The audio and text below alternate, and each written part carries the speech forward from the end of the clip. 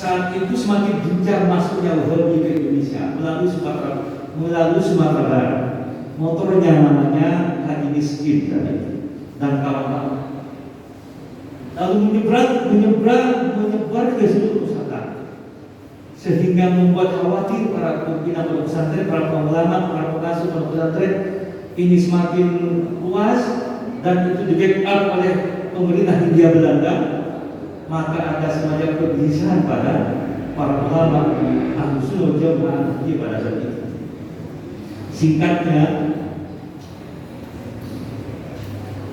saat itu sudah mengkhawatirkan. Tapi ulamanya saat itu ulama yang sangat istimewa, sekelas Haji As'adi, sekelas Kiai Abdul Basdullah, sekelas Kiai As'ad Samsul Arifin, sekelas Kiai Haji Asnawi Kudus, dan seterusnya. Ulama yang tidak diragukan. Pada saat yang bersamaan, Indonesia sedang terjajah oleh Belanda sekian ratus tahun, dengan berbagai isinya, dengan berbagai budayanya, semuanya dibawa ke Indonesia.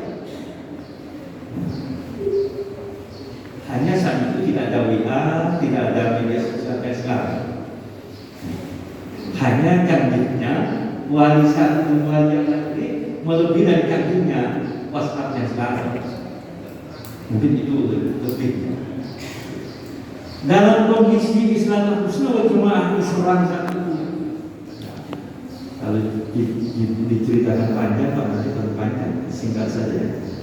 Kesimpulannya, ajaran Islam saat itu Ahlus Sunnah wal Jamaah mulai diserang oleh ajaran Wahabi. Kalau Syiah belum banyak saat itu. Akhirnya mencermati kondisi seperti itu, ajaran Islam Sunnah wal Jamaah diserang, bangsa Indonesia tidak kunjung merdeka, bahkan teman-teman akan mengaku sesama anak bangsa, sesama warga Indonesia. Muhammadiyah diadu dengan paham Muhammadiyah, paham Wahabi diadu dengan paham Sunni saat itu. Akhirnya ulama singkatnya membentuk Jam'iyah Nahdlatul Ulama. Misinya itu tadi dua, mempertahankan ajaran Ahlus Sunnah wal Jamaah, menjaga ajaran Ahlus Sunnah wal Jamaah seperti ajaran kita ini, mengamalkan dan mengembangkannya. Itu tujuan pokok. Tujuan yang kedua, menjaga bangsa Indonesia untuk mengantarkan kemerdekaannya. Nah, saat ini Indonesia merdeka.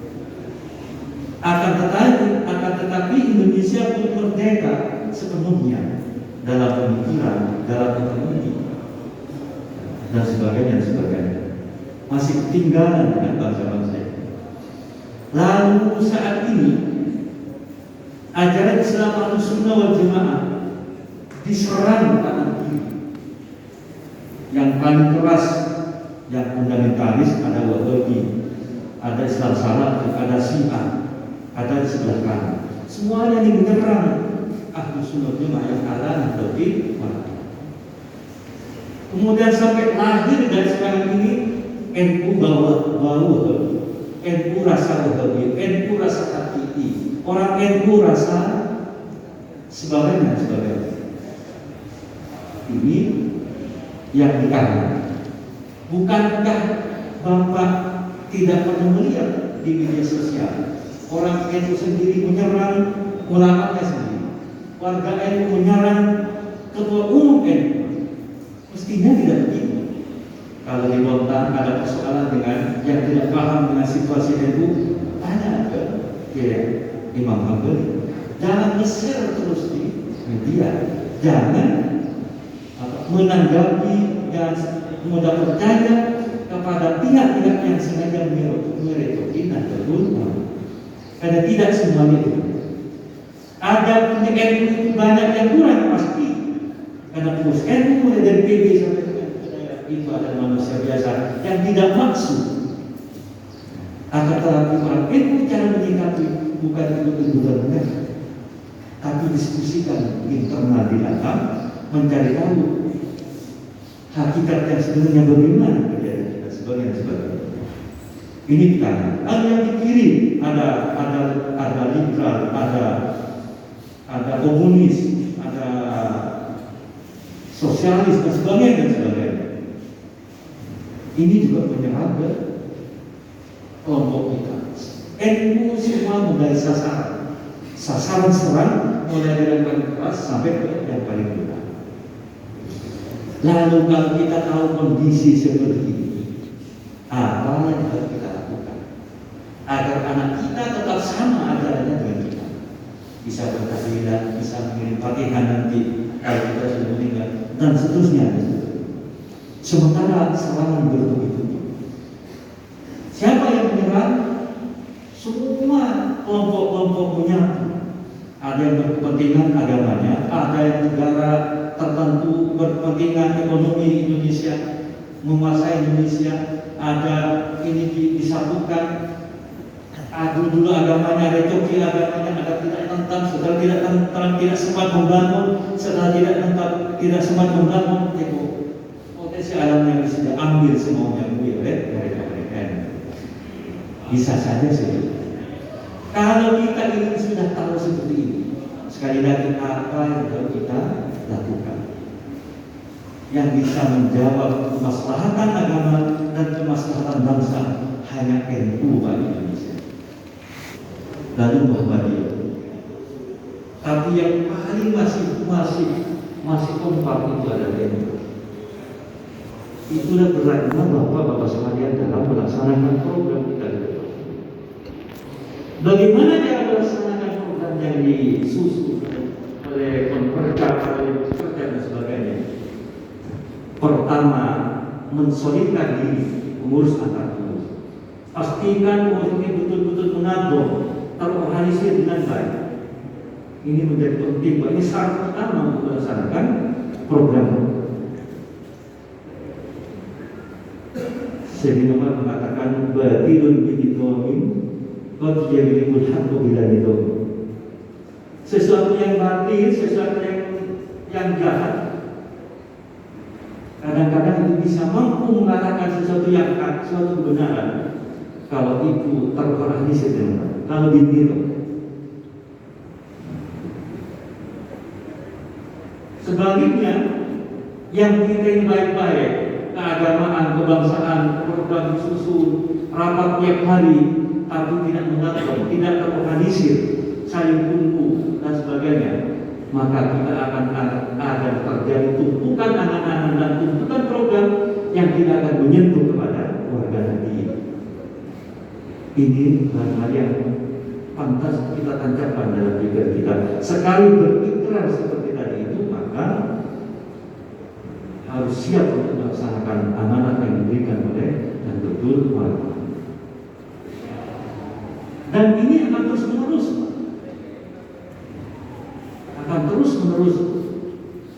terjadi seperti itu. Dan itu wajar. Mereka punya agenda, ya wajar mereka itu mensosialisasikan agendanya. Mereka punya paham, wajar mereka itu memasukkan bahannya pada orang lain. Tinggal sejauh mana pertahanan kita untuk mempertahankan kebenaran dan hak yang kita miliki. Inilah yang harus dijawab oleh para pengurus.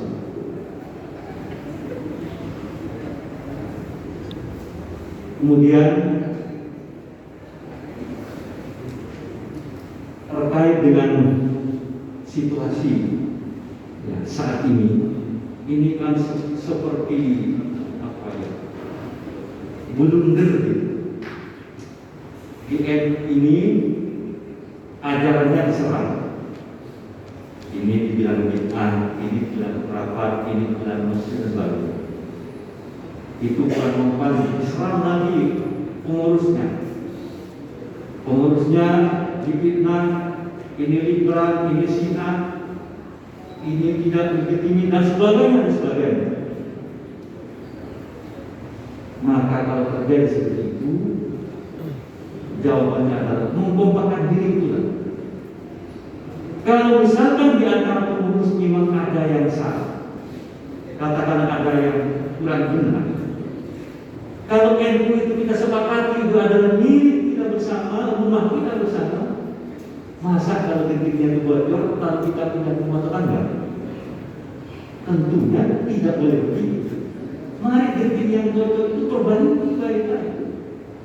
Cari genting yang baru, siapa yang akan tangga, siapa yang akan naik, siapa yang akan muncul dan sebagainya. Sampai rumah itu bagus kembali. Bahkan untuk bocor sekalipun terus-menerus. Ya. Ini yang tidak pantas. Kita itu pindah ke rumah yang tangga lalu meninggal rumahnya sendiri. Kalau ada masjid, di situ ada kotoran. Masa mau pindah sholat ke rumah tetangga? Ya kita bersihkan masjidnya, ada kotorannya. Itu kalau ada. Ini betul-betul. Saat ini yang terjadi, orang NU sebagian tanda kutip, tidak semuanya. Mungkin di kota bisa kita. Ini di media sosial. Orang NU ikut-ikutan menghujat NU-nya sendiri tanpa tahu kepada pengurusnya. Ini harus kita bereskan. Kalau di kota berita itu masih jauh itu, karena lewat media sosial. Kemudian yang berikutnya, saya ingin masuk ke pilkada. Pasti bapaknya bingung, mau nyelesaikan mana, mau milih yang mana. Pertama kita bicarakan petakan dulu seperti apa kalau politisi. Kalau politisi itu sebenarnya tahu kapan itu enggak berpolitik praktis, tahu mereka. Kalau NU kelembagaan dan tidak berpolitik praktis, tidak perlu tahu. Tapi namanya politisi wajar, ingin suara sebanyak-banyaknya, yang penting saya menang, saya nggak urus. Itu kayak apa rumahnya orang nggak urus. Yang penting saya dapat suara dan menguasai. Itu namanya politik seperti itu. Tinggal kita yang pandai-pandai gimana menghadapi politisi seperti itu. Dan kalau tidak begitu, bukan politisi namanya. Beko namanya. Lalu politisi yang mau berkuasa. Nah, biasanya tidak bisa organisasinya dipelopori tokoh-tokohnya. Yang satu ditarik ini, yang satu ditarik oleh calon yang satu, yang lainnya ditarik sampai lemah di sini. Ini pasti terjadi. Lalu bagaimana sikap kita kalau terjadi seperti itu?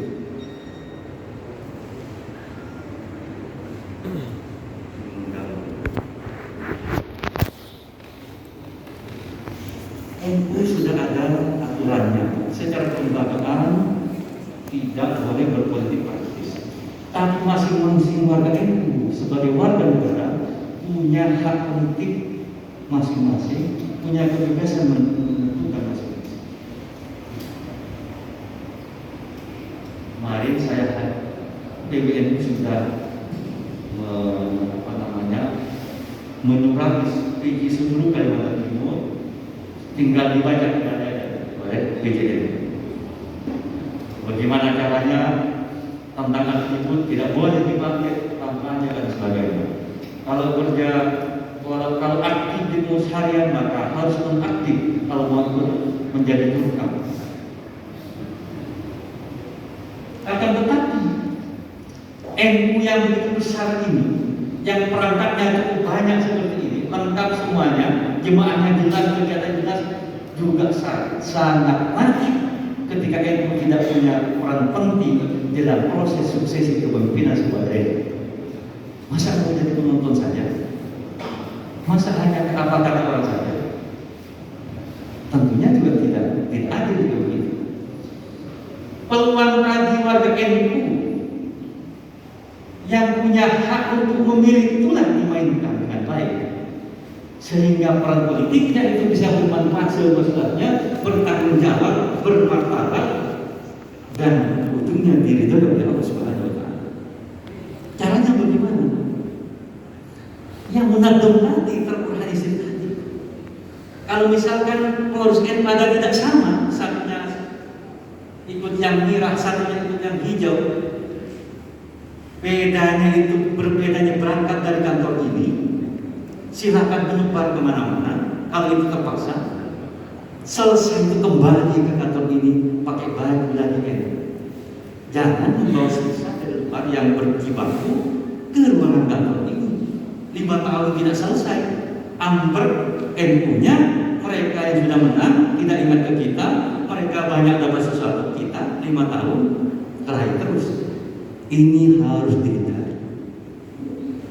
Akan tetapi ketika NU itu bisa menyatu, bisa satu suara, satu komando, jangankan menang, kalah pun itu dihormati orang. Tapi kalau sudah masing-masing, kelahi masing-masing, jangan harap nanti tahun depan itu dilirik orang. Tapi kalau satu komando, apa kata Surya, semuanya satu komando bisa begitu. Jangankan menang, sikap itu kalah sekalipun, maka nanti ke depan akan dipertunjukkan orang. Kemudian yang terakhir tentang situasi isu-isu nasional yang apa itu undang-undang apa itu Omnibus Law dan yang lain-lain itu. Ini kan banyak orang yang mengajak di media sosial, mengajak demo, mengajak untuk di kantor DPR, mengajak dan sebagainya. NU tidak perlu ikut-ikutan orang lain. PBNU sudah jelas bagaimana sikapnya. Kita harus satu komando dengan PBNU. NU ini tidak perlu turun ke jalan. Cukup ketua umum PB ngomong udah berperang. Bapak mungkin masih ingat saat itu masalah apa ya? Semua berkomentar. Undang-undang apa kemarin itu? Semuanya bikin pernyataan, baru terakhir di BNU membuat pernyataan, besoknya dihentikan, dan MPR yang datang, pimpinan MPR yang datang sendiri ke kantor BNU. Jangan tidak percaya kepada NU-nya sendiri. NU ini dijaga oleh Allah dan didoakan oleh Maha Kasih. Ini mungkin kelamaan saya bicara. Sampai uniknya kan mau. Sebab kan saya jarang bicara ya.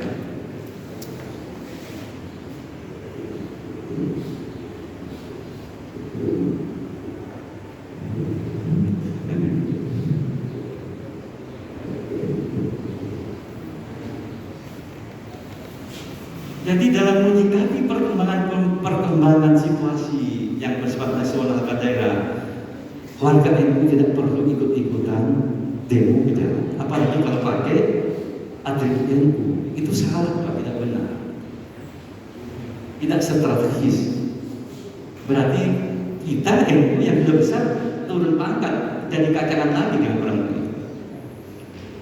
Karena NU punya cara tersendiri. Kenapa demikian? Kalau NU ini ikut latah, lalu merebak seluruh Indonesia. Di sini NU demo, warga NU demo, Samarinda demo, yang lain demo. Yang bisa menghentikan siapa? Kalau jangan warganya, pengurusnya saja yang 15 ranting demo, berapa ratus orang. Lalu pengurusnya membawa di mana? Apa enggak kebakar negara ini? Kekuatan mana yang bisa menghentikan kalau NU ini ikut-ikutan demo? Dan yang hancur siapa? Kita sendiri juga. Yang harus memperbaiki kalau hancur siapa? Kita sendiri juga. Maka akan rugi kalau kita tahunya hanya menunjuk. NU cara berdakwah sudah ada. Bil hikmah, mau'izatil hasanah, itu caranya.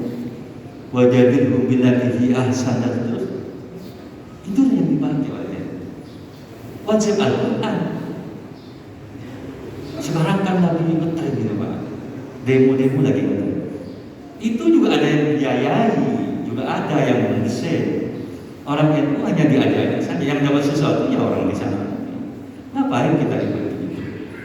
Ikutlah tatanan NU sendiri. Ini yang berkaitan. Kemudian yang terakhir, nah ini ada peringatan untuk santri. Saya sedikit bicara kenapa hari Hari Santri itu penting kita semangat. Negara ini berdiri sebenarnya ambil besar daripada Nahdlatul Ulama. Tanggal 22 itu memang Pak Jokowi pada saat periode pertama itu berjanji akan menghargai santri.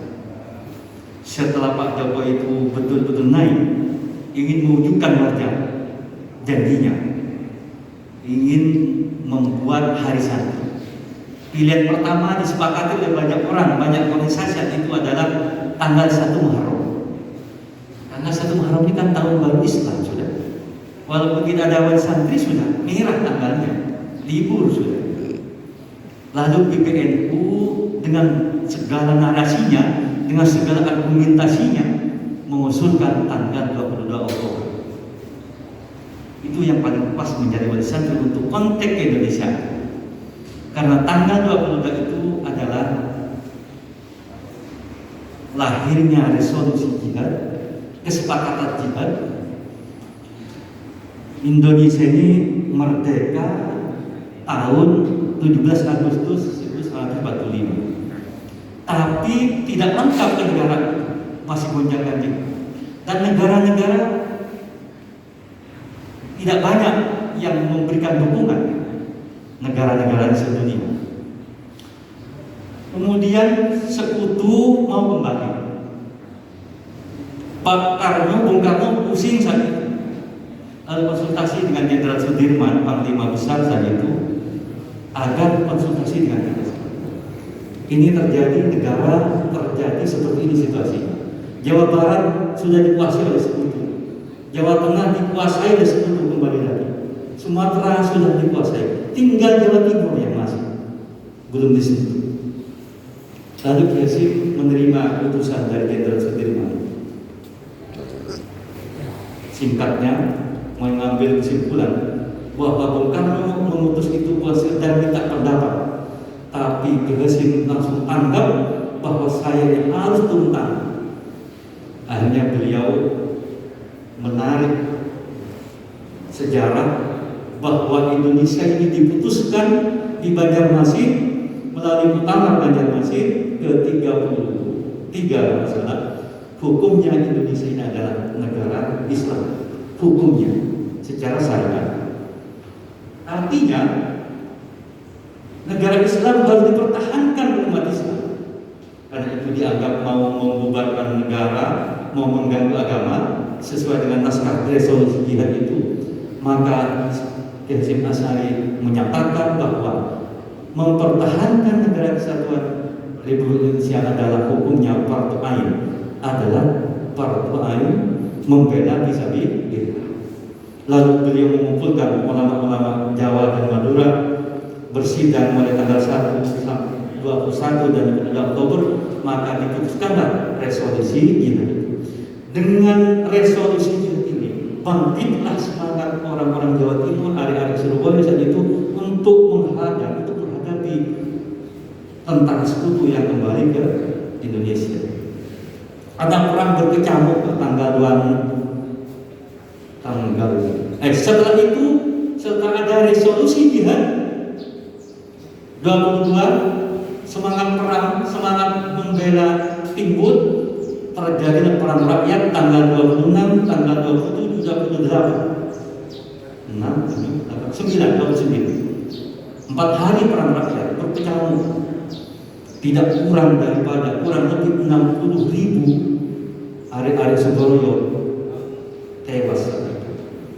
Tentara Inggris, tentara sekutu 1.000 atau berapa ribu yang tewas. Ini meriam melawan bambu runcing. Yang meriam senjatanya sekutu, yang bambu runcing senjatanya hari-hari Sudoyo. Puncaknya tanggal 30 Oktober, Brigadir Jenderal Maladi dibunuh oleh hari-hari Sudoyo.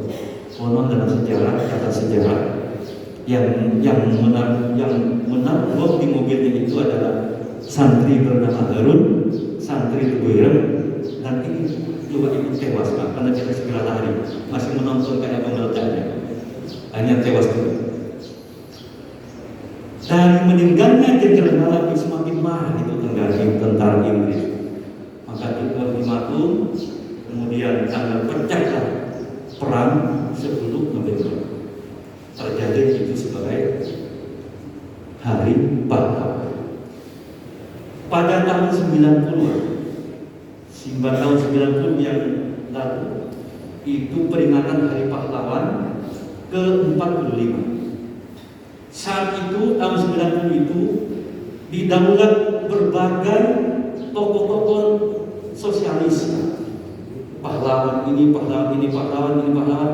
Tapi yang kira-kira tidak ada yang menjadi pahlawan. Yang berperang di situ tidak ada. Yang memimpin perang tidak ada yang didaulat sebagai pahlawan oleh pemerintah Orde Baru. Kalau Presiden Asari kan didaulat oleh pemuda. Selain itu tidak ada ulama yang beriman. Gus Dur komplit. Gus Dur menemui beberapa tokoh di situ karena memang sejak awal gelagatnya sejarah penting seperti ini sengaja diulang. Ada Profesor Ruslan Abdul Ghani, itu pelaku sejarah sampai resolusi jihad. Tapi dalam tulisan sejarahnya tidak sedikit pun itu mencantumkan peran santri dan peran ulama dalam sejarah yang resmi yang diadakan ke Bapak waktu SD dulu pernah kan membaca sejarah ini? Saya kira tidak ada yang pernah membaca. Kemudian setelah Gus Dur ketemu dengan tokoh-tokoh, orang tokoh itu hanya kata, Gus, sejarah itu kan memang biasa terulang dan selalu terulang. Dan kalau orang bodoh memang biasa jadi makanannya orang pintar. Orang bodoh itu yang berjuang jangan apa, yang mendapat titel pahlawan tidak mungkin orang bodoh itu. Tapi orang yang pintar, itu jawabannya tokoh-tokoh itu bagus. Gus Dur itu mantap. Termasuk siapa tulisan sejarah oleh pelaku sejarah sendiri tidak mencantumkan peran ini. Berangkat dari situ tahun 91 Gus Dur membuat gerakan untuk mencerdaskan anak-anak Nahdlatul Ulama. Salah satunya sejarawan NU Agus Sundono. Salah satu ini yang menggali sejarah yang sudah dilakukan. Singkatnya terakhir, Kiai Agus Sundono ini menemukan sejarah ini bahwa terjadi resolusi tanggal 22 itu ada pada tulisan seorang sejarawan Amerika yang namanya Frederick Anderson kalau nggak salah. Frederick Anderson ini menulis lengkap bahwa perang rakyat sebelum November itu adalah dipicu oleh resolusi jihad dan membangkitkan semangat kebangsaan untuk orang Surabaya sehingga bisa malah mengalahkan tentara sekutu dan kawan-kawan, dan kemerdekaan bangsa Indonesia bisa dipertahankan sampai hari ini. Itu betul-betul jasanya para ulama dan santri Jawa Timur, walaupun juga dibantu oleh yang lain. Tapi seandainya tidak ada semangat jihad, mustahil Bang Runcing itu bisa mengalahkan dirinya. Bisa dibayangkan seperti cacat logika Bang Runcing celurit kecil-kecil mengalahkan dirinya yang sudah canggih saat itu. Kalau bukan tingginya Rioto daripada para ulama betul orang besar. Konon Kiai Abbas Puntet itu semakin ditunggu untuk memulai peperangan yang 26 ini. Tunggu dulu, tunggu Kiai Abbas. Tadi Kiai Abbas Puntet ini Pak berangkat membawa kacang hijau, dilempar begini pesawat sekutu jatuh. Ya bisa bersamaan melempar itu, lalu pesawatnya lalu menjatuhkan. Seperti itu cara ulama NU berjuang mempertahankan bangsa Indonesia. Pertanyaan berikutnya adalah, kalau orang setelah Hasyim Asy'ari dan lain-lain di Abad 10 seperti itu, lalu kita kita yang sudah mengenyam merdekanya ini, seperti apa kira-kira perjuangan kita, seperti apa yang harus kita sumbangkan kepada bangsa dan negara ini dan agama kita ini. Inilah yang bisa dijawab, yang harus kita jawab oleh pengurus NU khususnya, mulai dari ranting sampai ke atas. Hanya ini jawaban. Mungkin ini yang bisa saya sampaikan. Saya berharap hasil konpercap itu bisa dilaksanakan dengan baik. Jangan sampai menjadi tumpukan saja program. Sebisanya tidak. Biasanya tidak mungkin melaksanakan semua yang diputuskan, tapi tidak ada beberapa hal yang bisa dilaksanakan. Ya, sekarang kan sudah ada perangkat, sudah ada ranting, sudah ada BC tinggal ada sebenarnya. Karena yang akan melaksanakan adalah yang di bawah. UNU sekali lagi menyampaikan terima kasih dan penghargaan yang tinggi kepada seluruh jajaran pengurus mulai dari PJ sampai ke ranting yang bisa dilantik atas kebersamaannya selama ini dan yang masih akan datang. Juga mohon maaf yang sebesar-besarnya sekiranya dapat menghilangkan kekurangan dari kami semua. Wallahul muwaffiq ila aqwamit thoriq. Wassalamualaikum warahmatullahi wabarakatuh. Waalaikumsalam.